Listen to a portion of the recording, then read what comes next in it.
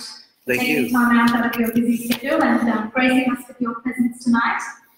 So just a little bit about Maharaj. I'd just like to speak a few words. So he's one of the most senior and respected spiritual leaders of the International Society for Krishna Consciousness, ISKCON, and he's been an early pioneer and a renowned teacher of Bhakti Yoga in the Western world. He is celebrated for his unique ability to adapt the wisdom of the ancient Indian philosophy into teachings that are comprehensible for the Western audiences. Maharaj is also fluent in 7 languages, including English, Spanish, Portuguese, Italian, French, German, and Sanskrit. And he has fulfilled his spiritual master's wish, his divine grace A.C. Bhaktivedanta Swami Srila Prabhupada, of seeing his work in the Srimad Bhagavatam completed by translating the 10th, 11th, and 12th cantos of the Bhagavatam alongside his god brother. And it is Maharaj who gives the new prophets their ultimate shape, so definitely a read. He's also a dedicated teacher and scholar of religious history, and Maharaj continues to seek out effective ways in which to preserve yet adapt ancient wisdom to the contemporary circumstances. So thank you very much, Maharaj, again for gracing us with your presence. Right. You write that?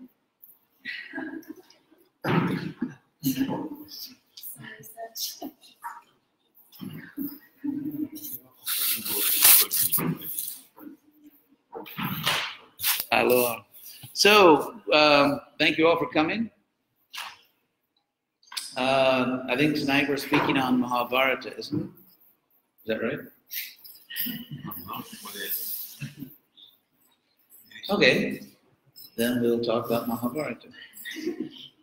Have you all heard of Mahabharata? Anyone here that hasn't heard of Mahabharata? Huh? Okay.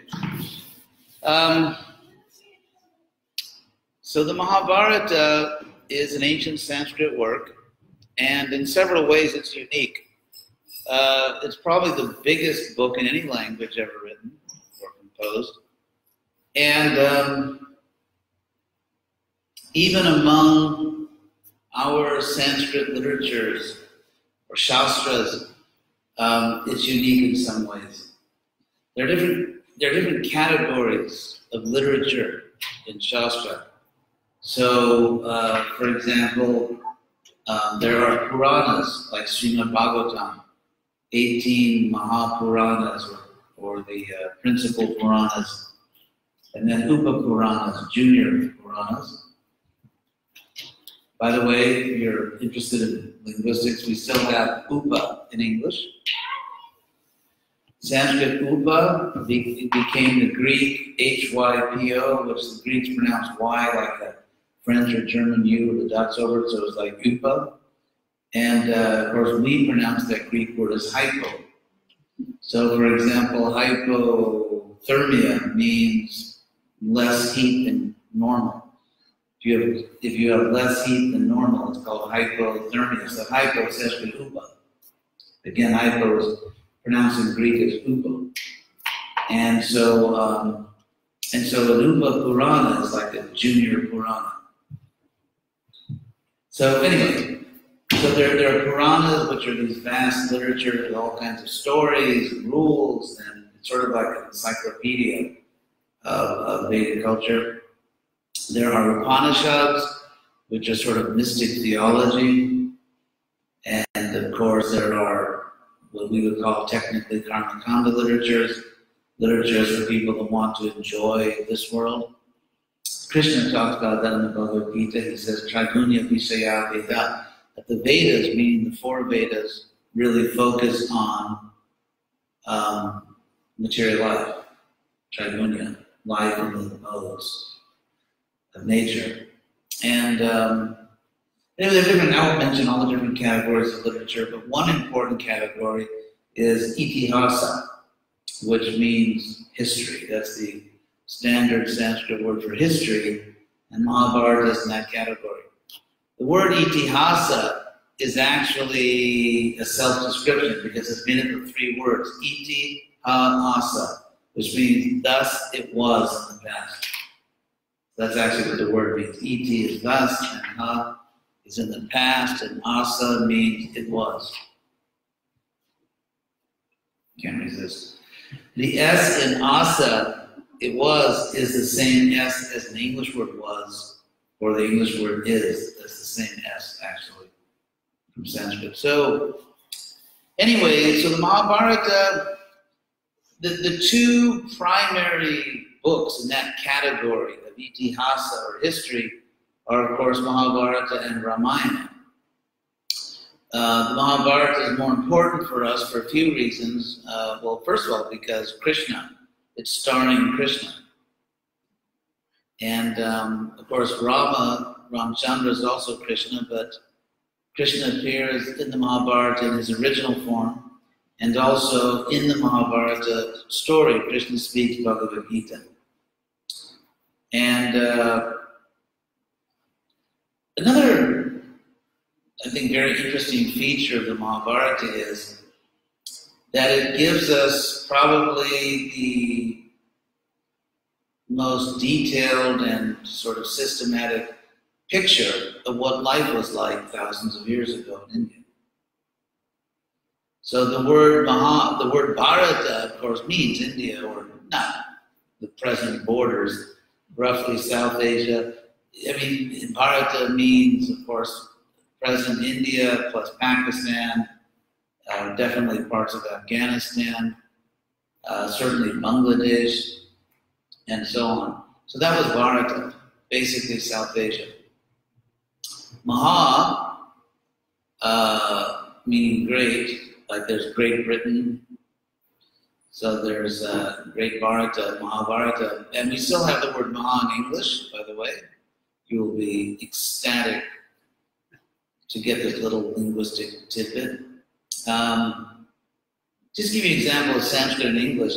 There is, in linguistics, there's a principle which they use the German term Lautgesetze, which means sound laws. The laws, you can, if you study the history of languages and how they change, you can discern certain principles or laws which tend to govern how languages interact with each other and what happens to them over time. So one of these is that a Sanskrit H in many cases becomes a European G, letter G. And just give you a few examples of Maha. If you change the H to G, you get the Latin magna, like magnificent, magnifier, Magna Carta. So the word magna and all the derivatives, that's just Sanskrit Maha. Another obvious example, the word for vehicle, one of the words for vehicle in Sanskrit is Vahana, which became the German Wagen, as in Volkswagen. So people didn't know they were driving a car with a Sanskrit name. So anyway, yeah, Wagen or English wagon, that's just Sanskrit Vahan. Another interesting example, same thing, just an H becoming a G, is the Sanskrit word aham, which means I, first person singular pronoun. Ahankara, of course, means like false ego. So if you change the H to a G, you get the word ego. That's where the word ego comes from, which is just the Greek word I, the I. And the last example I'll give you, you didn't expect this to be a class on linguistics, historical linguistics, but last interesting example is Sanskrit word huta, which means invoked, in the sense of invoking a deity. For example, in the Rig Veda, God, or the Absolute Truth, is called Puruhutam, which means invoked in many ways. In other words, there's one God invoked or called with different names, but it's all the same God. So fortunately, the Vedas are not fanatical. That's a definite positive. So if you take the word Huta and change the H to G, you get the German, instead of Huta, you get Gott and the English word God. So the English word God actually comes from that same change from H to G. Anyway, now go back to our main program. So in Mahabharata, that's what Mahabharata is. It's Magna Bharata. It's Magna Bharata. And it gives the history of what that part of the world was like back then.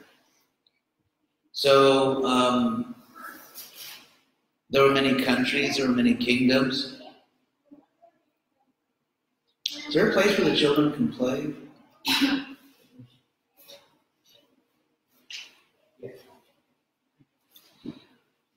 So,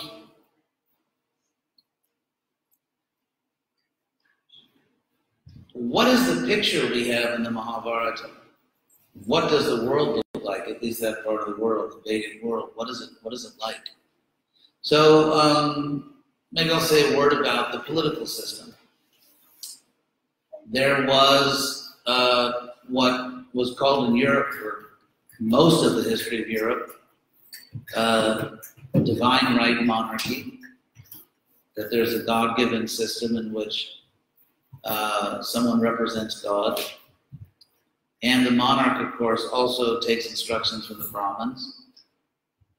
What we find in the Mahabharata is that this relationship between the two most powerful social groups, namely the Brahmins and the Kshatriyas, oftentimes went very smoothly, kind of like in the book, according to the book, but sometimes not. I mean, there were times when the rulers actually killed Brahmins. There were times when Brahmins killed rulers.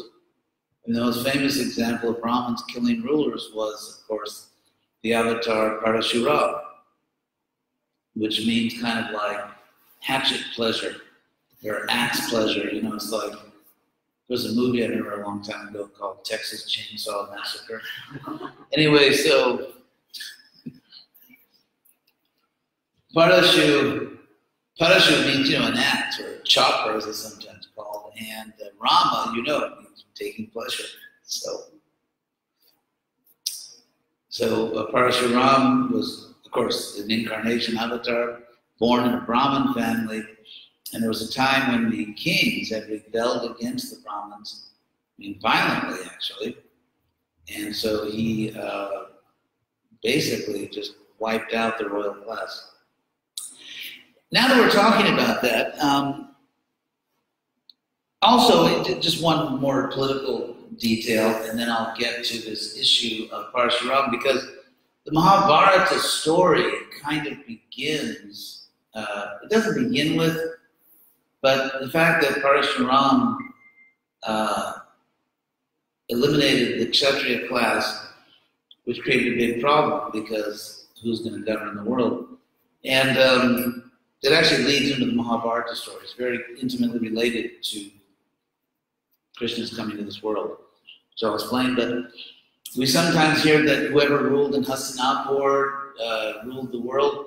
That was true, often true, not always true. For example, about 4, maybe 5 generations before Krishna, he was actually the king of Chedi. That was the emperor, or the Samran, the person who had wide sovereignty. It's very similar if you look at European history, the time of the Magna Carta, or really European history of European or Western monarchy up until, let's say, the mid-1600s. The king was considered to be, in the Latin phrase, primo inter pares, which means first among equals. The idea of absolute monarchy where the king can do anything as absolute power, that was actually a much later invention and not a good one. Louis XIV, l'état c'est moi, I'm the state, it's me. Someone asked him, what kind of state do you have, what kind of government? He said, l'état, the state, c'est moi, it's me. Not really bright, spent way too much money on the Palace of Versailles, and then 2 generations later you get the French Revolution. Pendulum effect, you go to one extreme of absolute power, it creates an equal and opposite reaction. But anyway, the Vedic model, what you find in the Mahabharata, if you look at the Mahabharata, read it as a political scientist and say, what is the political system? It's monarchy, but the kings are not absolute. So, for example, there was a time when Yudhishthira, or even Pandu, his father, was the emperor, Sanskrit Samrat, was the emperor. But when you say empire, I mean, don't think Augustus Caesar. Because if we look at the Mahabharata, there's no indication anywhere that even when Yudhishthira Maharaj was the emperor, that he ever actually interfered in the internal affairs of any other country. So there was tribute. I mean, even among the Romans, in a sense, they were happy if a particular country in the empire had its own local king who would then just govern the country. It's like, real easy for Rome. And just send in your federal taxes, just send in the tribute. And in return, it's just like, for example, in Australia, you pay federal taxes, and the government, there's an army, there's a military, Air Force, Navy, and so the government is pledged to protect the country. And you pay for that. And you should pay for it, because you'd be idiots not to. And so, so that's just the normal system throughout history.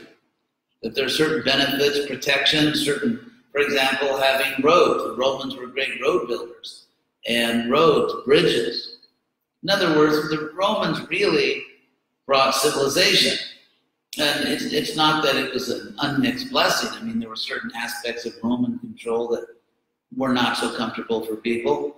But there was what's called a Pax Romana, the Roman peace, which means, especially under Augustus Caesar, you could actually travel thousands of miles in the world and be safe.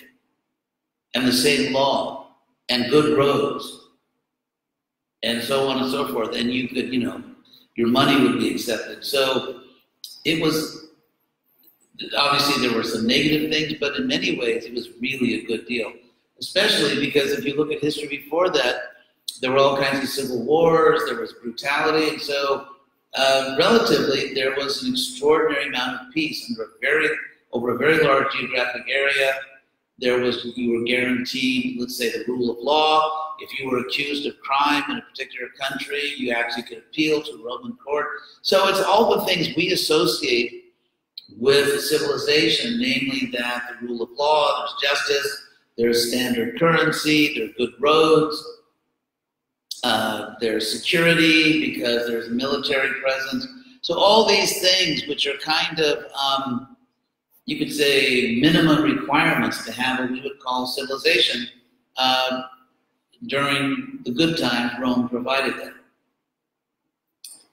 Actually, an example of it is, I'm going to get back to Mahabharata, but if you take, there was a country which was pretty remote for Rome. I mean, not the other end, the other side of the world, but it wasn't real close to Rome, and the people there were really stubborn, didn't like Roman rule, and so the Romans really preferred to have a local king there. It just made it much easier, and that country was Israel. And then, and what happened is,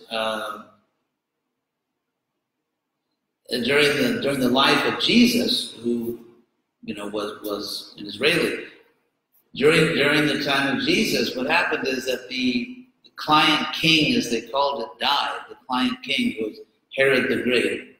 He died, and his sons were kind of these useless, spoiled guys, and they were just causing havoc in the country. And so Rome decided that they had to reclassify Israel politically. And so rather than have a client king, they sent in a Roman governor whose name is Pontius Pilate. And of course, that really caused a lot of tension because the Israeli people didn't like Roman rule. It was bad enough to have their king, and then to have an actual Roman governor, people really didn't like it. And that's why, if you know the New Testament, they're trying to trick Jesus.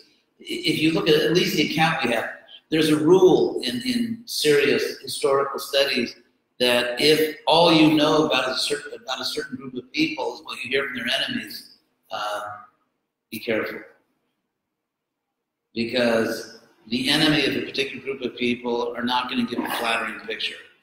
And so what we know about the Pharisees in ancient Israel is basically what we hear from people that couldn't stand them, the followers of Jesus. So, but anyway, it's like a typical scene in the New Testament. They try to trick Jesus, like they sort of set a trap, or they ask him a trick question, and no matter what he answers, he's going to get himself in trouble. So one of these trick questions, which is related to what we're talking about, one of these trick questions was, should we pay taxes? Should we pay taxes? That was a very loaded question because taxes went to the Romans. And taxpayers were despised because they would be Jewish Israelis who would collect taxes from their own people and then send the money to Rome. And the more they collected, the more they got. And so these were a very despised group of people. And that's why when Jesus, one of his apostles, had been a tax collector, they thought, oh my God, he's really scraping the bottom of the barrel. But anyway, so one of the trick questions they asked Jesus was, should we pay taxes? If he said, yeah, send your money, to Rome, he would be unpopular with the Jewish nationalist movement, which was most of the people. And if he said, don't pay the taxes, he'd be in trouble with Rome. So it's a trick question. And of course, the answer he gave, and so again, in the New Testament, you find Jesus always in a very ingenious way, tricking the trickers, like foiling this attempt to get him in trouble. And so he says, well, give me a coin. They handed him a coin. All the coins had a little, silhouette profile of Caesar. He said, give to Caesar what is Caesar's. So that's the context of that story. The reason I went into all that, first of all, is just to amuse you with a little history. But also because that is something like the relationship if you look at ancient India, the Mahabharata, in that Yudhishthira, in general, we don't really have a single instance that I can remember in the Mahabharata where Yudhishthira took over direct governance of another country. And they were countries, they were smaller, because the size of countries, individual countries, always tends to be in ratio, a ratio of the technology. So with the Industrial Revolution, you start to get these much larger political entities because you can actually control them. Instead of, let's say, it takes maybe a week or 2 weeks to get to some far corner of your kingdom or empire, now it became a matter of hours with railroads or telegraph. So the more technology you have, space starts to shrink. So that, for example, to fly, let's say, from the Gold Coast to Sydney is, you can go down for some kind of meeting and come back for dinner. But it used to be a major thing, it's a major thing. You have to plan weeks, get down there and do your business and rest and come all the way back. So in ancient India or Bharata, because they had simple technology, they also had some real Star Wars stuff like weapons, and they had yogis, so they definitely had a Star Wars thing going on there.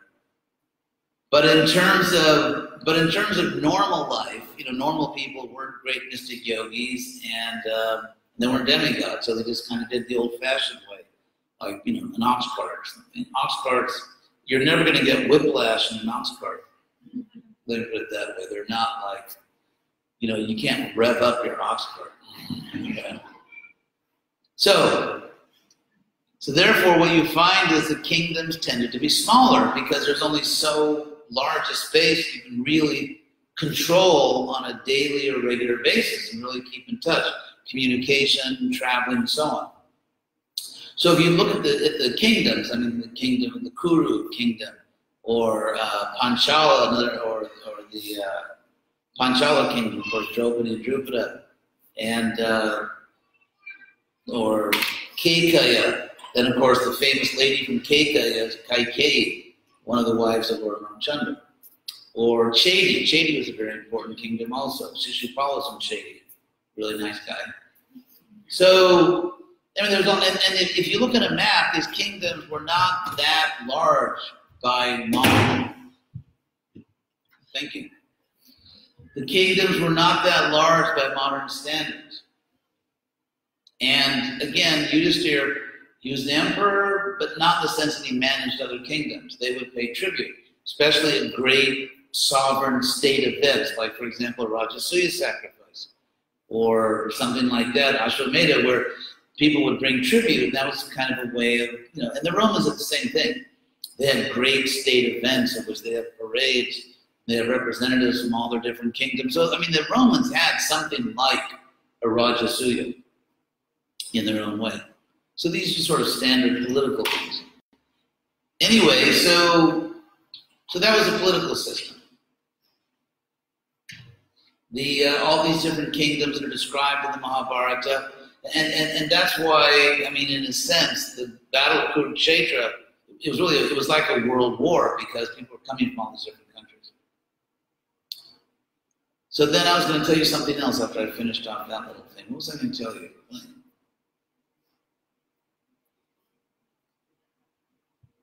Forgot. Jesus? No, we did Jesus. We did Jesus. We did the Roman Empire. I can't remember now. What? The nature of the monarchy. We did that too, I think. The nature of the monarchy. I'm trying to think what I was going to tell you. But anyway, life, I mean, the way life was. Oh, I know. Okay, I got it. Is there any of you who thought that was age related?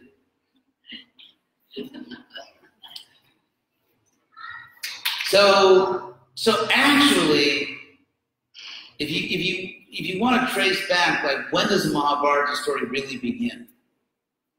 And the Mahabharata itself says in the Sanskrit that different sages who narrate the Mahabharata start at different points.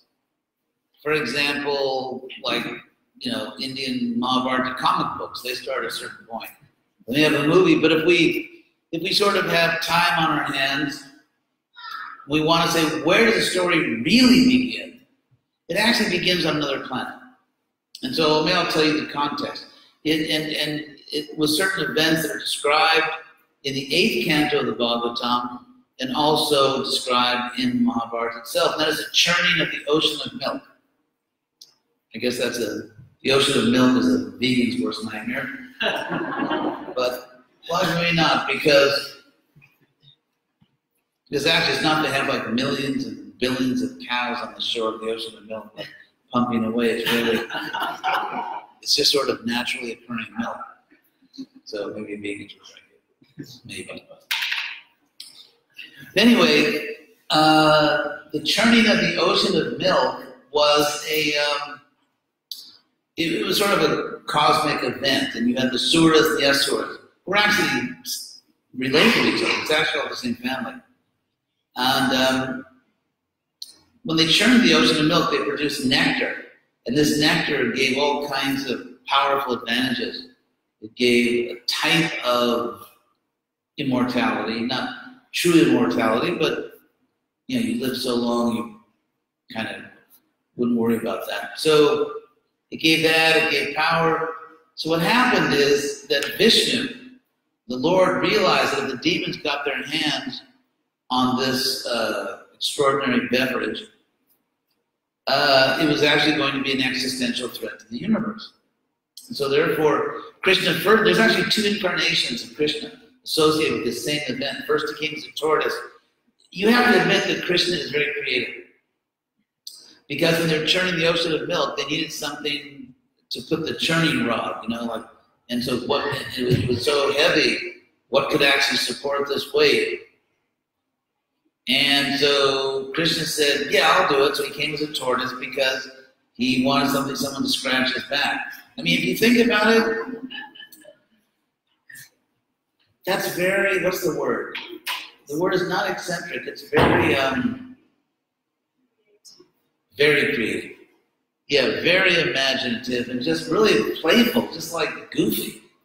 Like, okay, I need someone to scratch my back, so I'll become a giant tortoise, cosmic tortoise, and you can put a churning rod on my back, and then, a little more on that side. So it's, I mean, what you can see from this is that Krishna is really he's this amazing, playful person. So the way I put it, just to put it very simply, is that it's not that God plays the part of Krishna. It's actually that Krishna plays the part of God. Because if you think about it, most people in this universe are not real bright. And they're not really at the platform of understanding Krishna. So they, like on earth, people who are religious tend to worship God, the God of religion. And they even say silly things like you can never see God, or God the Father, although that's not politically correct anymore. That's obviously religion created by male chauvinist pigs. But anyway, so there is that. So there is that kind of that God of religion that hears your prayers, that creates the world and so on. And so Krishna, he plays that role because people down here need that and want that, but actually he's Krishna.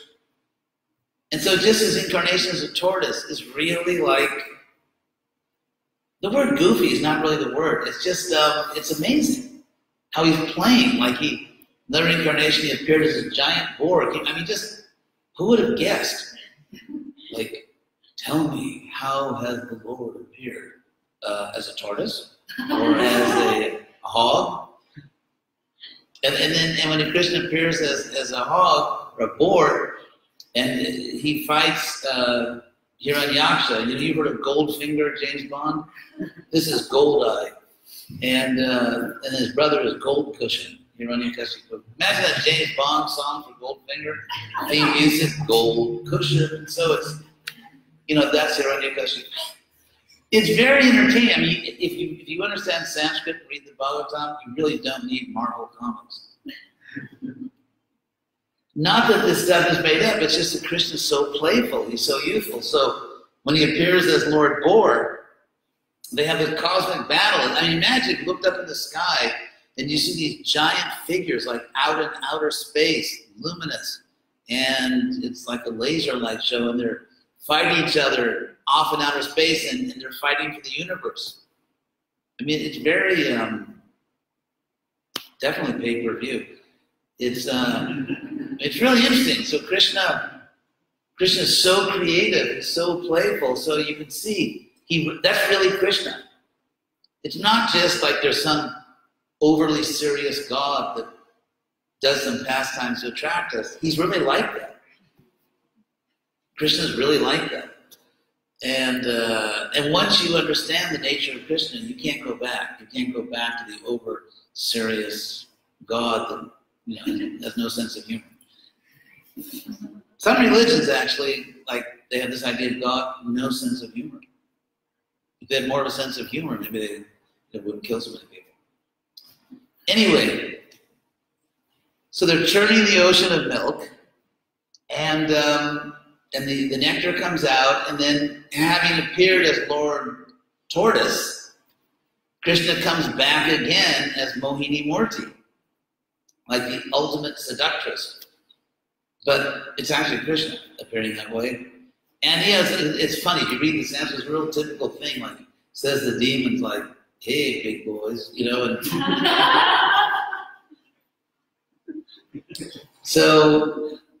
so they become very attracted, and he steals the nectar. He says, oh, you better give that to me. And not the first time this happened, a beautiful woman, sure, you can put all your bank accounts in my name. Don't worry, I would never do anything, that you didn't like.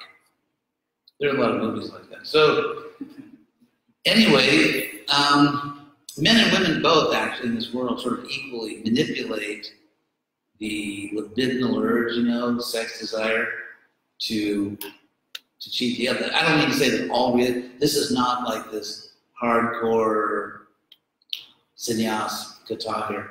I mean, there are a lot of nice marriages, a lot of nice relationships, but there is a group of people that do play the system. Both ways, men and women.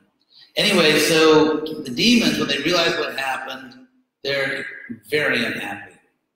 And demons, they have temper issues, anger issues, and they became so angry they attacked the demigods, attacked Vishnu. That was a bad idea. And they were defeated. So what they did is it's very interesting, because if you kind of look at the Bhagavatam, Mahabharata, both, as a historian, what happened basically at that point is that the asuras, the demons, divided into two groups, two camps. Because in the original battle against the demigods, the general was Bali Maharaj, who later became a great devotee. And so when Vishnu defeated them again, they had another battle. You know, they fought, and Vishnu came, and the demons were defeated.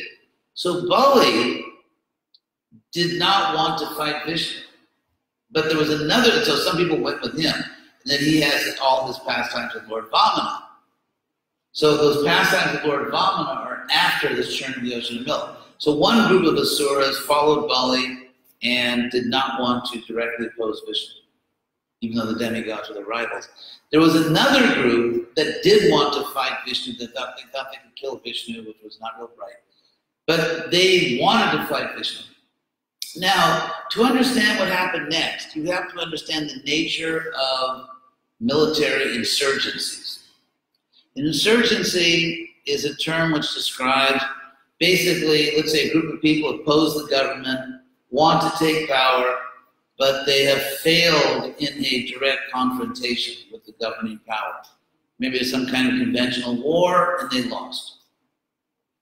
Or simply there's so few in number, or the government has all the really serious weapons, they have all the strategic advantages, so conventional warfare would be a disaster. Conventional warfare is not an option. So what do you do in that case? You retreat to some kind of geographic area where the government either won't or cannot follow. And so, for example, one option is the mountains, like Chechnya. In Chechnya, there's a Muslim insurgency against the Russian government, and they hide in the mountains, all kinds of mountains. And another option is the jungle, like, for example, FARC, that insurgency in Colombia, which went on for decades. So many people died. They would go to the mountains or the jungles. Another place is the desert. And so if you look at insurgencies, you always go to some geographic area. One good thing about mountains is you can't bring in heavy weapons. For example, back in those days, there were horse-drawn cannons, or elephants, or just, elephants and horses cannot go up in mountains like that. And so if you go in the mountains, in a sense, you eliminate the military advantage of the government. There's really a terrible story about how a general who was a real idiot, sent by Augustus Caesar to manage the Germanic lands of the Romans. Now he was lured stupidly, because he was warned, into this terrible swamp, and and they lost several, I think that's another story, several Roman legions. That's actually how the Romans lost Germany, the Germanic lands, so they got some back later. So geography is a big deal. And the reason I mention all this, the nature of insurgencies, is because that's exactly what the Asuras did. They thought that we do not have the firepower to confront the demigods directly. Therefore, and also they realized that there are laws of the universe. Dharma, first of all, doesn't mean an institutional religion. That's not really what it means. The word, it means really the laws of God. And the word dharma is the Sanskrit word for law. It's one of the main Sanskrit words for law. For example, the law books, the ancient Vedic law books, are called Dharma Shastras. So, and the Asuras were sophisticated enough to know that if you break too many laws of Dharma, then the universe itself reacts against you. There's a famous verse in Mahabharata that says that when Dharma is protected, it protects. And when Dharma is attacked, it attacks. And so the point for the demons was, where do you go to organize an insurgency? Where do you go where you're not going to be followed, where the demigods don't really have a presence? And how do you somehow or other build up your power in that sort of concealed place and still follow the cosmic laws, so you don't trigger all these reactions which will destroy you? And so they came up with, you could say, a rational plan for an atheist. It was about his most rational plan an atheist could come up with.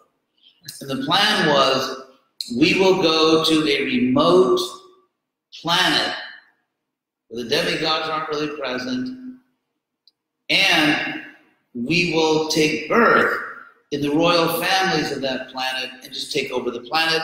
We'll use that planet like a kind of Death Star, if you know your Star Wars. And we'll just turn this whole planet into an Asura fortress.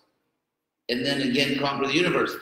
So the planet they chose for this insurgency was this planet, the Earth. And so that's really what's happening.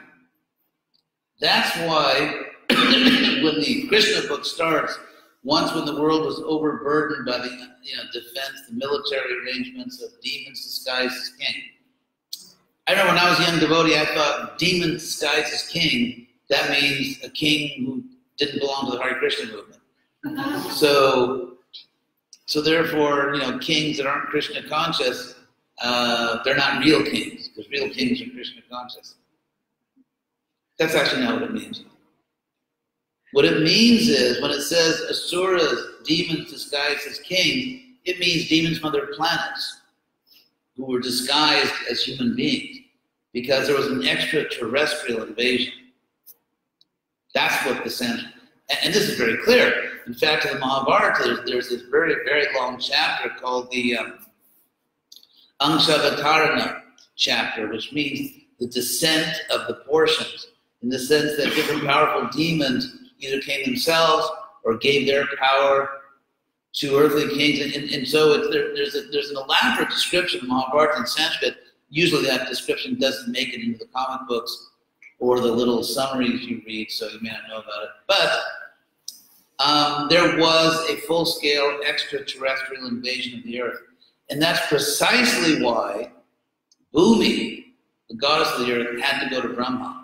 Because, for example, I remember in California back in the 50s, there was some little sleepy town out in the Central Valley of California where probably the most exciting thing back then was to sit around and watch grass grow, watch paint dry. That was kind of like it.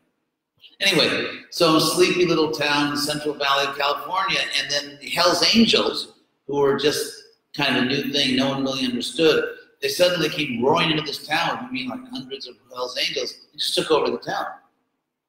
It just took over the town. It was a famous incident because, the local sheriff, Andy Griffith, or, the local sheriff, or, maybe have maybe 4 or 5 police in the town, maybe that many. And suddenly there's, 100 Hells Angels with guns and knives and everything. So it's like, whoops. So what they did is they had to call up the governor, and then of course they sent in firepower and they got rid of the people. But that's exactly what happened, because Bhumi, as the goddess of earth, did not have the firepower to deal with an extraterrestrial invasion. That's why she went to Brahma. Not because there were non-vegetarian kings on earth or something like that, or some of them didn't chant Hare Krishna, but because it was actually a full-scale extraterrestrial invasion. Now there's another reason why the Asuras picked the earth, and that reason is related to Parashuram, sort of axe pleasure, who I mentioned. What's his name? And so I mentioned earlier, don't kill the messenger. I mentioned earlier about Parashuram, and this is what happened. When Parashuram killed all the kings, it brought peace to the earth, but there were like hundreds and hundreds and hundreds of Kshatriyas, which is the female, feminine word, female Kshatriyas, who had no one to marry, and there was no one to rule, and it was kind of a mess. It's like in the Bhagavatam 4th Canto when the Brahmins killed King Vena. It's like, yay, killed King Vena, but now we have one tiny little problem, which is anarchy. So obviously, something had to be done. So what happened was, the way they solved this problem when Parashuram killed the Kshatriyas, is that the Kshatriyas, the royal ladies who needed to be married, wanted to have children, they approached the most advanced, the purest Brahmanas, who were free of lust, and those Brahmins gave them children. And they started to recreate a Kshatriya class. Now, there was one really good thing about that, and it was a double-edged sword. The good thing was, because Parashuram had just kind of, took care of business, as the mafia says, because Parashuram took care of business, people really nice on the earth, like, no, I don't want to steal. No, I'm not going to, because, no one, it's like I'm too young to be decapitated. So you had this like really severe punishment by Parashuram. So people were really nice. Everyone was just, put the fear of God in everyone. Everyone was really behaving nicely. And the new rulers of the earth were actually they're born to Kshatriya women, but with Brahmana fathers. So it was kind of like you get this royal order, which is kind of make love, not war. And so it's interesting because what the Mahabharata says about this period is that it was really a second coming of the Satya Yuga. Even though it was Dwapara Yuga, that all the conditions of Satya Yuga were recreated on the earth. So, for example, you have that king, what's his name, Pratipa? That was his son. Anyway, the father of Shantanu, who became the father of the three princes, Kuru princes, and eventually the grandfather of the Pandavas. Actually, the great-grandfather. Anyway, so for example, you have these kings who are just like meditate on the banks of holy rivers, like no crime, no war. So you have kings who have nothing better to do than just to practice spiritual yoga. I mean, that's how good it was, because there are no criminals. So, so the demons were thinking, oh my God, these people are so naive. Because if you're a demon and you want to take over a planet, this is absolutely like taking candy from a baby. Because they will not know what hit them. And so the Asuras, they have this power because they're coming from higher planets. They select the families. They start infiltrating royal families. And without firing a shot, without breaking the law, they're taking over the planet. So it's in that situation that Bhumi thinks, I can't deal with this. And so she goes to Brahma. And of course, her and Brahma and all the demigods go to the shore, the ocean of milk, and they communicate with Brahma, communicates with Vishnu, and he tells them that I know what's going on. No surprise there. He's omniscient. So Krishna knows what's going on, and he says, I am going to fix it. And then he says, Yadushu Pajanyatam, that the demigods should appear directly or through their expansions on earth. I will personally come and we're going to fix this.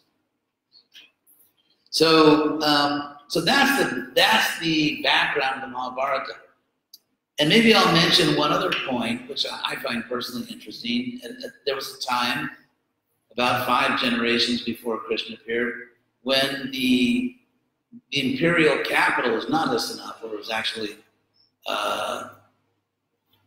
Shuktimati, which means Pearl River. Pearl River was the capital. That was the capital of Chedi, which, if you know where Vrindavan is in India, and then you go south and you come to Agra, and you keep going south and you come to Jhansi, where Prabhupada lived, and then just after that little, like Uttar Pradesh has a little finger going down into Madhya Pradesh. And so right there near the border of Madhya Pradesh and the southern border of Uttar Pradesh, that general area is Chedi. So there was a prince named Bhasu, and he was given the title. He's known as Uparichara Bhasu, and Uparichara means literally, I swear to God, upwardly mobile. So upwardly mobile Bhasu, and I'll explain how he got that name. It's actually his name. Again, if you know Sanskrit, it's really, there's a lot of really funny things, clever things. Sometimes we think it's all serious. That's Shastra. But actually, if you know Sanskrit, it's like full of all kinds of funny things and clever things and puns and plays on words. So they were like real people. They had a sense of humor. So anyway, this prince Bhasu was one of the many royal princes and kings who just had nothing to do. And also, if you study history, you know that it's often the case there's just not enough kingdoms to go around, because kings tend to have a lot of kids, especially a lot of male heirs, because they need warriors. And also, if you're a warrior king, you may not have a very long life expectancy. It's a very risky job. And so therefore, the guarantee was to have lots and lots of sons. That's why Pandu wanted sons. And but you see, then there's a downside to that, because let's say you're a king and you have lots of sons, but then when you die, you don't want to just divide the kingdom up into all these little indefensible fragments. Because number one, the family prestige will go to hell. The kingdom, you don't want to take a country and just divide it into little pieces. And so therefore what you get is you get princes with no kingdom. So they're just like perma-princes. For example, even if you look at the Pandavas, 4 of them never became kings. Yudhishthira became king, and the other 4 Pandavas just were always princes. And so Bhasu was a kind of prince. He had retired, and he decided, I'm going to go practice yoga, spiritual yoga, and his goal was to become Indra. And so, Indra, not happy about that. And so, Indra has this whole, black ops and special ops. These, beautiful apsaras and everything. It's interesting, they're kind of like water nymphs, because ap means water, and sara means they go in the water. They're kind of like mermaids or apsaras, water nymphs. Anyway, so somehow Bhasu was really a good guy. And so Indra didn't just, put a hit, take a contract out on him with the apsaras. Actually, it's one of those unusual cases, this is all in the Mahabharata, I'm telling you, that Indra personally came to see him, which was a big honor. And Bhasu was conscious that this is really an honor. And Indra kind of said to him, hey kid, why are you trying to get to Indraloka? Why are you trying to take my position? Why don't you just do your work here on Earth? And so we can sort of imagine the conversation. Bhasu says, first of all, there's nothing to do on Earth right now. And secondly, I'm just a prince. And so Indra kind of explained to him, no, actually, there are problems on Earth, and we need you here. And so because Bhasu, he didn't have to be seduced by an apsara. He just kind of did the right thing. He cooperated. And therefore, Indra was very grateful to him and said, I'm going to make you the emperor. I'm going to give you a great flourishing kingdom.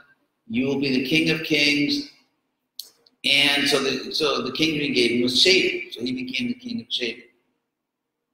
Again, this is all in the Mahabharata. And as a super perk, what king wouldn't want this? He gave him a crystal airship. Right? As the saying goes, how cool is that? He gave him a crystal airship that could just go anywhere at his will. So Bhasu said, yeah, let's do this.